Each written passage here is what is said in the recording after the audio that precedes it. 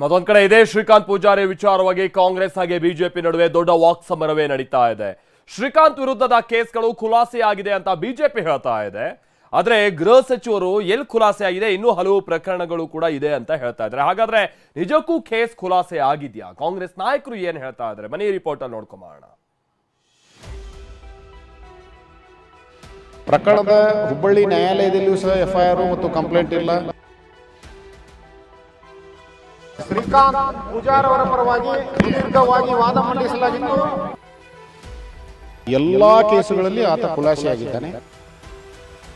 ಇವತ್ತು ಶ್ರೀಕಾಂತ್ ಪೂಜಾರಿ ಅವರಿಗೆ ಜಾಮೀನನ್ನ ವಿಧಿಸಿದೆ. ಶ್ರೀಕಾಂತ್ ಪೂಜಾರಿ ಸದ್ಯ ರಾಜ್ಯ ರಾಜಕಾರಣವಷ್ಟೇ ಅಲ್ಲದೆ ದೇಶಾದ್ಯಂತ ಸಂಚಲನ ಸೃಷ್ಟಿಸಿರೋ ಹೆಸರು. ಇದೇ ಶ್ರೀಕಾಂತ್ ಪೂಜಾರಿ ಮೇಲೆ 1992ರಲ್ಲಿ ರಾಮ ಜನ್ಮಭೂಮಿಗಾಗಿ ಹೋರಾಟದ ಭಾಗವಾಗಿ ಹುಬ್ಬಳ್ಳಿಯಲ್ಲಿ ನಡೆದ ಗಲಭೆಯಲ್ಲಿ ಭಾಗಿಯಾಗಿದ್ದ ಅನ್ನೋ ಆರೋಪವಿದೆ. ಇದೇ ಕೇಸ್ 31 ವರ್ಷದ ಬಳಿಕ ರೀಓಪನ್ ಆಗಿದ್ದು, ಶ್ರೀಕಾಂತ್ನನ್ನ ಬಂಧಿಸಿದ್ದೇ ಕೈಕಮಲ ನಾಯಕರ ಬಡಿದಾಟಕ್ಕೆ ಕಾರಣವಾಗಿದೆ. ಶ್ರೀಕಾಂತ್ ಪೂಜಾರಿ ಕೇಸ್ ವಿಚಾರವಾಗಿ ಕೈಕಮಲ ಜಟಾಪಟಿ. 1992 ಹುಬ್ಬಳ್ಳಿ ಹೊತ್ತಿ ಉರಿದಿತ್ತು. ಅದೇ ಗಲಭೆಯಲ್ಲಿ ಹಜರೆ ಸಾಬ್ ಎಂಬುವರಿಗೆ ಸೇರಿದ್ದ ಅಡಿಕೆ ಅಂಗಡಿ ಮಳಿಗೆಗೆ ಬೆಂಕಿ ಹಚ್ಚಿದ್ದ ಪ್ರಕರಣದಲ್ಲಿ ಶ್ರೀಕಾಂತ್ 3ನೇ ಆರೋಪಿಯಾಗಿದ್ದಾರೆ. ಈ ಸಂಬಂಧ ಬರೋಬ್ಬರಿ 31 ವರ್ಷಗಳ ಬಳಿಕ ಶ್ರೀಕಾಂತ್ನನ್ನ ಬಂಧಿಸಲಾಗಿತ್ತು. ಬಳಿಕ ಶ್ರೀಕಾಂತ್ ಬಂಧನ ರಾಜಕೀಯ ತಿರುವು ಪಡೆದುಕೊಂಡಿದೆ.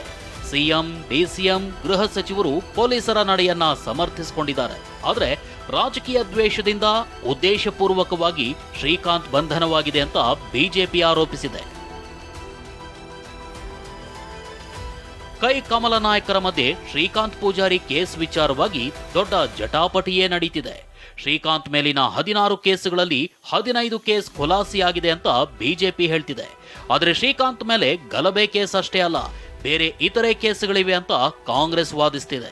ಶ್ರೀಕಾಂತ್ ಪೂಜಾರಿ ಒಬ್ಬ ಮಟಕಾ ಏಜೆಂಟ್ ಅಂತ ಎಂಬಿ ಪಾಟೀಲ್ ಹೇಳಿದ್ದಾರೆ. ಆತನ ಮೇಲೆ 16 ಕೇಸ್ ಇದೆ ಅಂತ ಡಾಕ್ಟರ್ ಜಿ ಪರಮೇಶ್ವರ್ ಹೇಳಿದ್ದಾರೆ.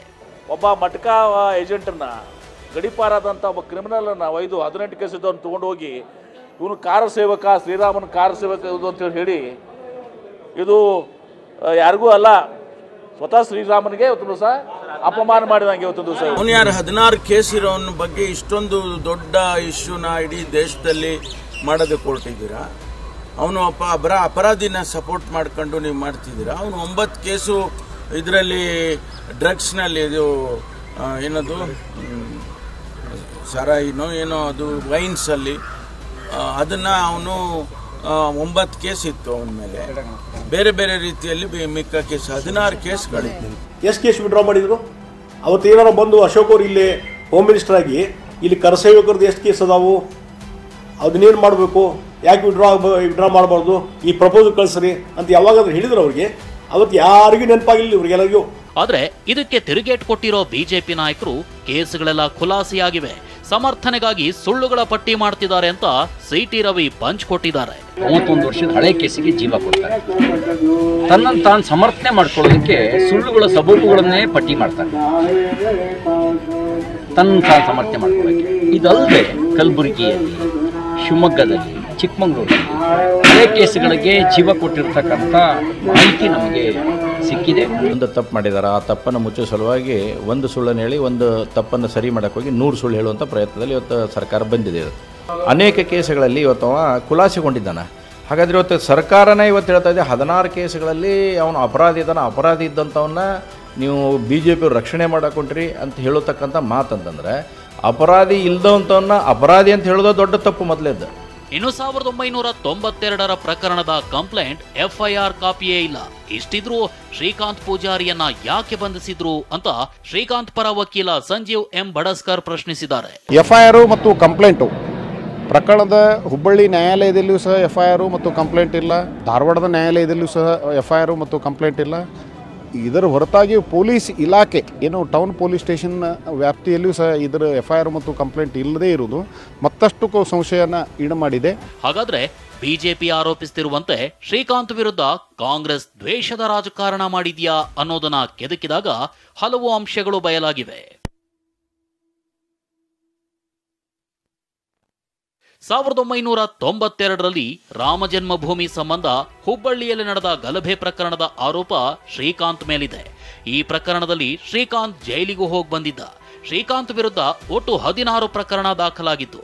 ಈ ಪೈಕಿ 2 ದೊಂಬಿ ಗಲಭೆ ಕೇಸ್, ಅಕ್ರಮ ಸಾರಾಯಿ ಮಾರಾಟದ 11 ಪ್ರಕರಣಗಳು, 3 ಮಟ್ಕಾ ಜೂಜಾಟ ಪ್ರಕರಣ ಸಂಬಂಧ ಕೇಸ್ ದಾಖಲಾಗಿದ್ವು. 3 ಬಾರಿ ಠಾಣೆ ಕರೆಸಿ ಮುಚ್ಚಳಿಕೆ ಅಂದ್ರೆ 2004, 2009, 2018ರಲ್ಲಿ ಪೊಲೀಸರು ಮುಚ್ಚಳಿಕೆ ಬರೆಸಿಕೊಂಡಿದ್ರು.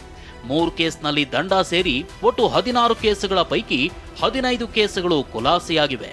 ಸದ್ಯ ವಿಚಾರಣೆ ಹಂತದಲ್ಲಿರೋ ಗಲಭೆ ಕೇಸ್ನಲ್ಲಿ ಶ್ರೀಕಾಂತ್ ಬಂಧಿತನಾಗಿದ್ದ. ಈ ಕೇಸ್ನಲ್ಲೂ ಶ್ರೀಕಾಂತ್ ಪೂಜಾರಿಗೆ ಹುಬ್ಬಳ್ಳಿಯ 1ನೇ ಹೆಚ್ಚುವರಿ ಕೋರ್ಟ್ ಷರತ್ತುಬದ್ಧ ಜಾಮೀನು ಮಂಜೂರು ಮಾಡಿದೆ.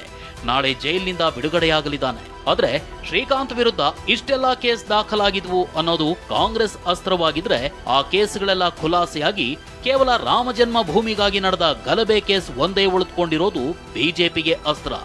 ಇದು 2 ಪಕ್ಷಗಳ ರಾಜಕೀಯ ಬಡಿದಾಟವಲ್ಲದೆ ಇನ್ನೇನು ಅಂತಿದ್ದಾರೆ ರಾಜ್ಯದ ಜನ. Bureau report, TV9.